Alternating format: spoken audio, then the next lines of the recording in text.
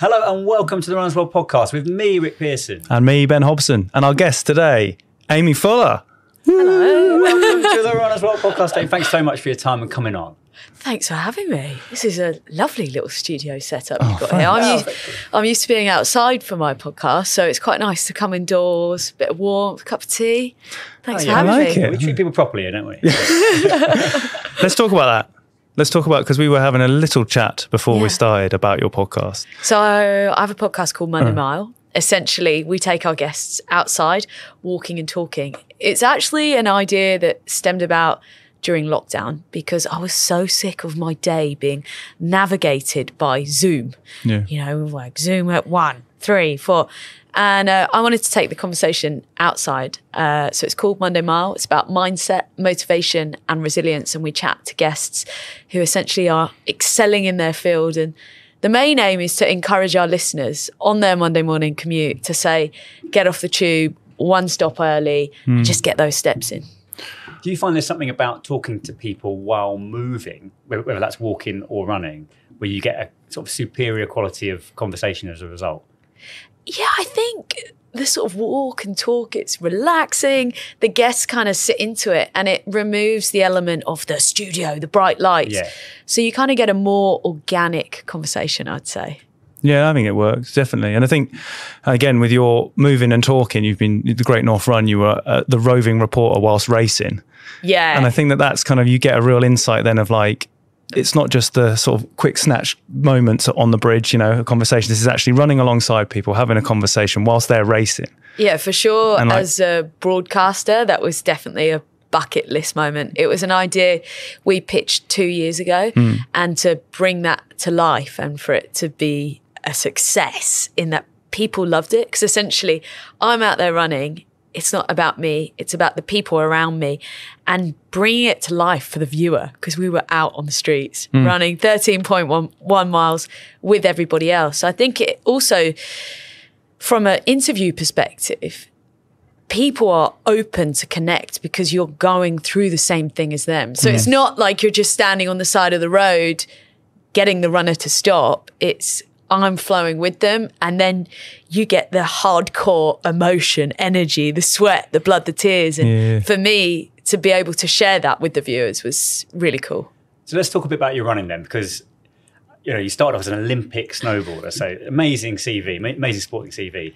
Where did running come into the equation for you? So I think my running passion was first discovered probably when I was about 8 years old. So my mum started doing a bit of running and I joined her and her best friend in Hyde Park at some sort of like Flora 5K. Right. And I just loved it. I felt like such a big girl. I got my medal and it was my first experience of a sportive and I really, really enjoyed it. I wouldn't say I followed that passion as such. I've always been into sport. You mentioned my snowboarding career and growing up, I did gymnastics, basketball, lacrosse, you name it. I gave it a go. But running became more of an accessory throughout my snowboarding career as an athlete. So you travel around the world for 8-9 months at a time and you're hopping time zones. And I found more often than not, I'd land in a country that I didn't know. I'd go up to the mountain, I'd snowboard and I'd fly back. But I found running as headspace, escapism, and also a way to explore the local area. You know, you fly into China or Korea or Russia even to snowboard and you don't see any of the country. So for me, it was like an express sort of tourist run. And I think it's a really great way to get acquainted with your environment. So it sort of started there and then it became almost like a form of recovery, like a light shakeout after a flight. And that kind of built and built and built. And it wasn't until I sort of started noticing my times in my 5K and I was like, wow, I'm actually getting quicker. Without it never was a priority. And it got to a point where and when I could, I'd incorporate a 5K into my dry land training to sort of accessory my weight training. However, I don't think the physio was best chuffed with that, because I was renowned for having plantar fasciitis. Oh, okay. So the impact in snowboarding is rather large. You're jumping the sort of length and height of a double-decker bus. So I constantly had small problems with my feet, and the running definitely, elevated, added to that. Imagine, but I just loved it. I fell in love with the runner's high. Oh, quality. I remember watching, because a previous job of mine was very much involved in that sort of snowboard world, and I remember very like the change in training tactics that was coming through in terms of like snowboarding was like you ride your snowboard and that's your training done for the day. And then more and more like places like Larks had like training facilities, and like trampolines would come in and free running and like all this sort of stuff. And I remember that was like, you very much were like one of those people who loved doing all those different like elements of training. No, I've always loved training. I think for the feeling of self-accomplishment, the high afterwards. But it was really interesting throughout my snowboarding career. From a fairly young age, I was introduced to the gym, strength and conditioning, and I always liked the gym, whereas now I kind of tend to avoid the gym more because I've done so much of it.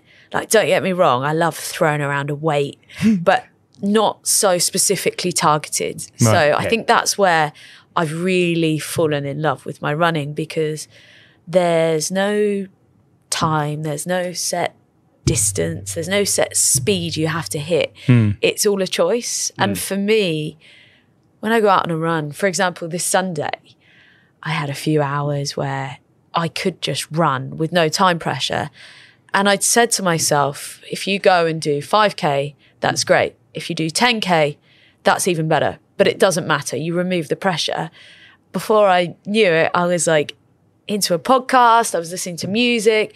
It was sunny. My body felt good. And I was purely listening to my instinct. And I ended up doing 8 miles, and I was like, just chuffed with myself. Like, it gives me a real sense of like, it's the high. It's a real high. And I think it's the fact there is no pressure now. Yeah. So it's just pure enjoyment. It's really interesting to hear like that sort of almost that complete flip on like, you're a competitive person, obviously, like you can't get to the Olympics without having like a sense of wanting to do something really as well as you possibly can.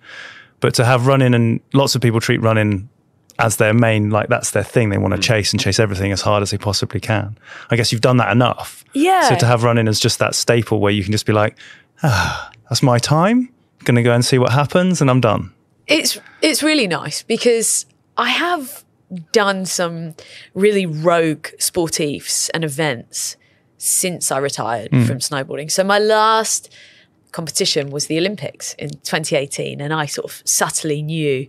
So yeah, that's it. I'm done. I was really happy to walk away, and I feel really grateful to have sort of had the power in deciding that myself, injury-free or relatively so.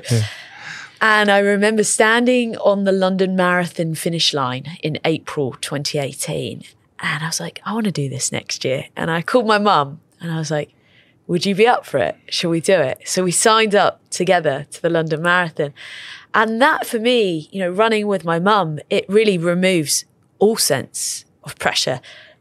I just wanted to be able to turn up on the day and be fit enough to help guide her through that process of us doing our first marathon together. And that's a really nice place to be. Yeah. I'm not out there trying to smash records. I'm purely doing it for almost the social element, but yet you get such a high, and the health benefits other than the screwed knees and dodgy feet. I love that you do it with your mum. I think that's like, first of all, like fair play to your mum. Amazing that she's like up for doing those things. It's a great test of like the mother-daughter dynamic over a marathon as well. Yeah. And you've done lots of these races together, right? Yeah, so our first one was the London Landmarks in 2019. And we really, really enjoyed that. Without a doubt, I think that has to be one of my favourite races, especially in the capital. We then went on to do the London Marathon. I think it was a month after that. Before that, though, little segue, we can jump back into it. I ended up doing an extra marathon, which was actually my first one in North Korea. Oh yeah, I want to ask you about this. Yeah, so we'll jump back to London. So I'm doing London in April. And for me, being able to approach something where competitively it doesn't matter how or what I do, it's just so nice. And it's always been a bucket list thing. And throughout my snowboarding, I could never have gone and run a marathon. The fast twitch fibers that are required for snowboarding, like a marathon just wouldn't be conducive to that sort of training. Yeah, I'm not a very good snowboarder for that reason, Ben. It's too much. That's it. It's too much marathon running. This is the Runner's World podcast. We need to know about North Korea. Yeah. Is it the Pyongyang? Is that what, Pyongyang. Pyongyang marathon, yeah. It's always mysterious. Tell us about what on earth is it like running in North Korea? So this has to be one of the most surreal situations I think I've ever ended up in my life, and probably one of the best experiences I've ever had working with a team in an environment. So my snowboarding career, you're kind of like solo on the mountain. I went out for a run training for London, and I literally put on my Instagram story, training for the London Marathon, just got lost in Richmond Park, soaking wet, freezing cold. And somebody from Sky, who had interviewed me at my first Olympics, texted me and said, "Hi, I see you're training for London. You don't want to run another marathon, do you?" And I was like, absolutely not. Especially after that run in Richmond Park. Yeah. And she's like, "Hear me out. It's for a documentary in North Korea." So I was like, "Tell me more." She called me literally 4 weeks later. I was on a flight to Beijing, having had to leave all of my valuable possessions in a safe locker in China to then take a flight to Pyongyang. And I can honestly say, without a doubt, that is one of the most rogue scenarios I've ever been in. Yeah. You see it on the documentaries and you hear people talk about it, but it is really, really strange. So I requested to leave the hotel, because you can't just walk out of the hotel, to go for a run. And they were like, "Well, no, like people don't run on the streets there." And they organised it. So our sort of minder, North Korean chap, drove and followed me in the van, but I wasn't allowed to not be escorted. So I went on an escorted taper run and was literally followed. And then the actual marathon itself, bearing in mind I've never run a marathon, like I'm a marathon virgin at this point. So I turn up in my boat shoes, I like to call them. I got them all properly fitted in pro feet, had the liners, had these rocking yellow trainers. And I'm looking around me, there's all these North Koreans and they're all like real slight and, they look like marathon runners. And I'm there still sort of quite strong and athletic looking from my snowboarding career. They're running in plimsolls.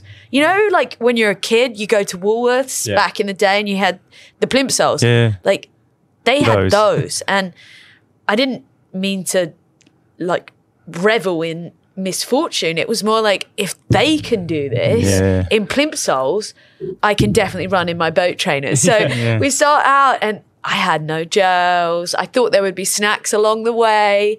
So we left the Olympic Stadium there and it was literally an out and back marathon. There were no snacks, nothing. And luckily I befriended an Irishman, Kieran, who sorted me out with some gels, shared a banana. And I can honestly say, out and back marathons are not the one. We literally just went out into the fields and went around a cone and ran back. I don't recommend it. I think that's hard because you know how far you've got to go back as well. It's demoralising, isn't it? Yeah, well, at the start I was like, "Oh, this is cool. It's simple." And then it was like, "Oh, okay, it's 17 miles. My knees feel like they're going to come out of their sockets and my hip joints are in excruciating pain." And I'm like, I've still just got to go straight. What a first marathon. That's amazing. It is, isn't it? Most people have, that dream scenario of the crowds cheering them on and none of that. Not really. I mean, they did, of course, the North Koreans, put on a show.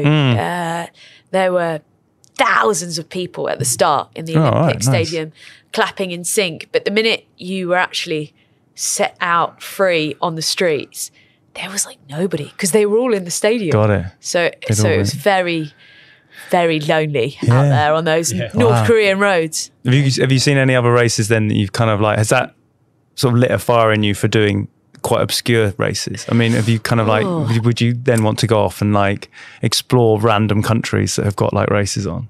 I think I'm more intrigued to go and do, you know, the big majors. Right.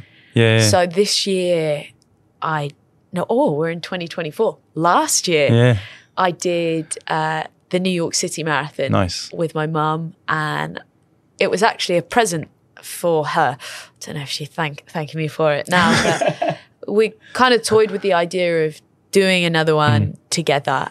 And my mum said, well, it'd be cool to do it somewhere different. So for her birthday, I just booked flights to New York and said, look, the option's here, it's on the table. If you want to do it, we'll do it. If not, we'll just go Christmas shopping. So we did that one together. And again, it's that, I think the mindset for a marathon is so unique. You go through the training process. Sometimes you enjoy it. Sometimes you get injured. Both me and my mum got injured. I had a bad hamstring. I got tendonitis in my right foot off the back of doing the Ealing Half, which was actually a PB with a friend, which was really unique because I've not really done loads of running for myself. So I went into New York hurt, which made the whole experience a little tougher. And my mum also ended up with some sort of tendonitis in the sesamoid joint.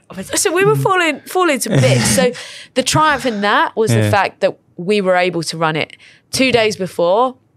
My mum still had a taped foot and was in pain walking.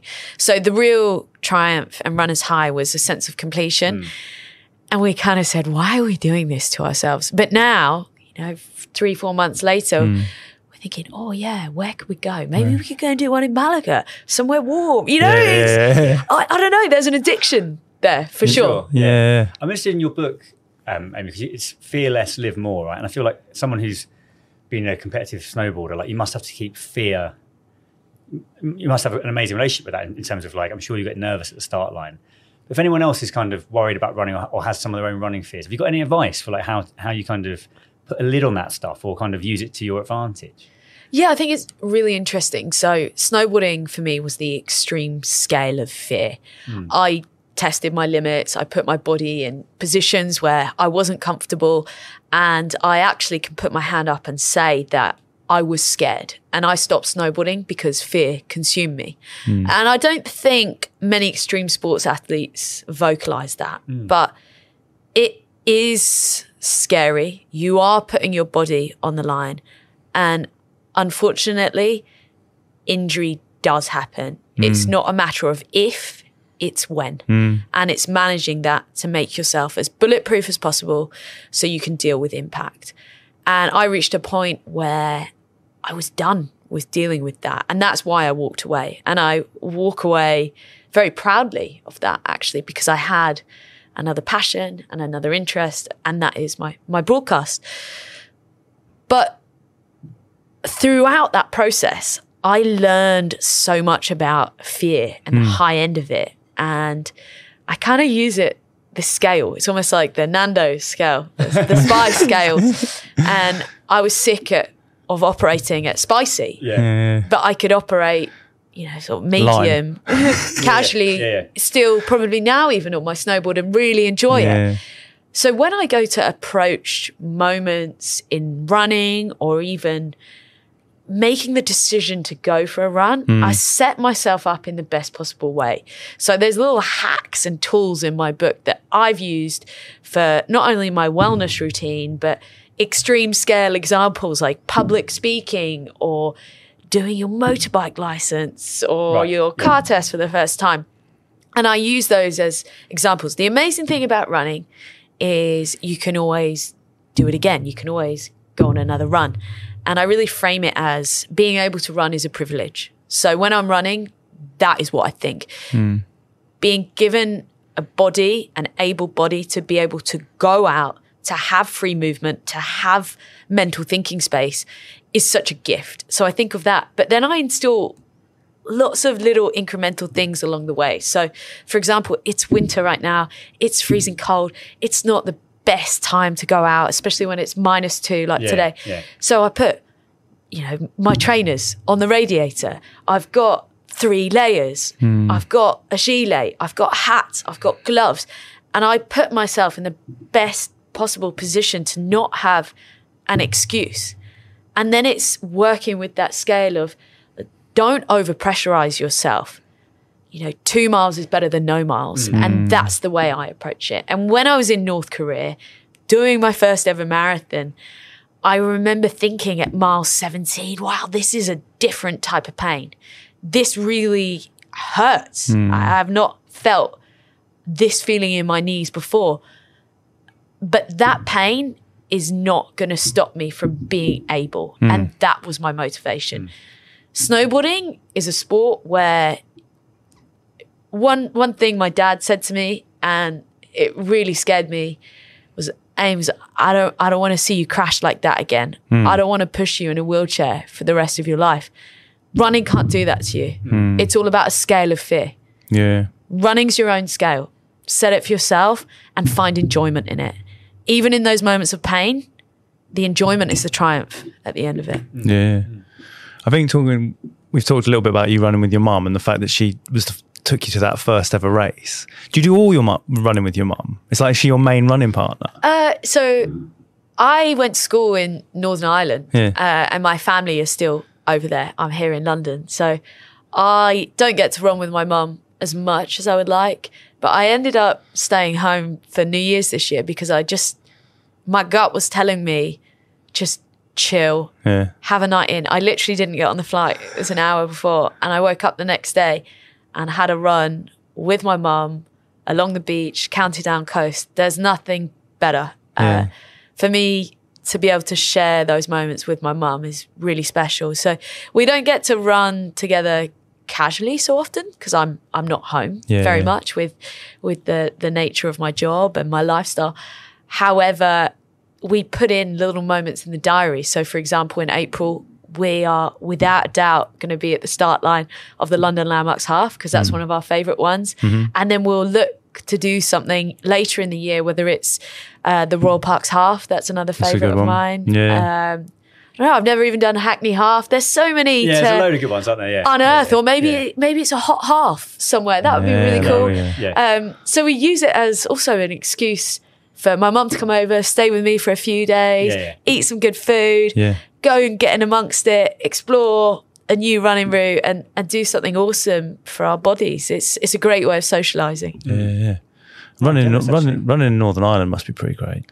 Oh, I think for me, when the weather's good, there's nowhere better. Like that County Down coastal path. I've never done that. It's like tropical. It in the summer, it's beautiful, and then you can stop off, jump in at Brompton Bay, have a little dip. Oh, it's a dream. I really recommend it to any avid runners. Oh, nice. Yeah, there's a few big races up there actually. There you go. There's a Giant's Causeway marathons up there. Oh yeah, I think I'll leave that to you. I reckon it'll be windy up there. So apart from Northern Ireland and maybe a few London races, do you have a favourite place to run? Okay, controversial. It's North Korea. Absolutely not. So there's 2 places. Yeah. So the first, without doubt, has to be the County Down coastal path. It's literally just down the road from our house in Northern Ireland. And for me, it's just, it looks tropical. It's weird. I feel like Northern Ireland is like the UK's best unknown holiday destination. Right. Bizarrely, like the beaches are untouched. There's never anyone on them. And when it's sunny, obviously that's the problem. It's just lush. And then to be able to jump in at the end of your run, it's tops for me. And the fact I can run with my mum there. Another one, I have to say, so we used to snowboard in Australia in our summer. So often we'd cruise down to Sydney. One of my best friends lived in Bondi, and because of the jet lag, I was fully on the Aussie vibes. I'd wake up at like 5 a.m. and it's the Bondi to Bronte Coogee run. Oh, okay. And I'd always do that before I'd hop on the flight back to the UK, and it's like a 10K, and it is just beautiful. It's breathtaking. And again, it's not too busy. it's really, really spectacular, and it's a privilege to run there. Oh, that's nice. That's a good choice, aren't they? Australia and Northern Ireland, you've covered a lot of distance. Quite extreme opposites. Yeah. Hey, thanks so much for your time and coming on the Runners World podcast. Great to hear about your running, and best of luck with all the races with your mum this year. Thank you. So that brings us to the end of this week's Runners World podcast. Thanks very much for tuning in, and we'll see you again next week.